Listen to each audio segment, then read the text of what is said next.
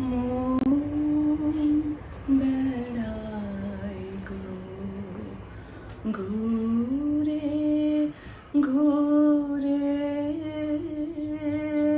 Philosophical reflections of the mysteries of life and the interconnectedness of all living things, using the lives of insects and flowers as metaphors.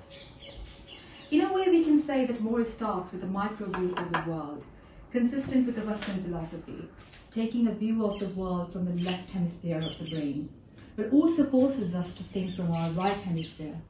When we read The Life of the Bees, we wonder, are they really about bees? Or the science of beekeeping? We find ourselves in a sort of power struggles. We see beyond the exclusive, the either-or, the analytic and the fragmentary.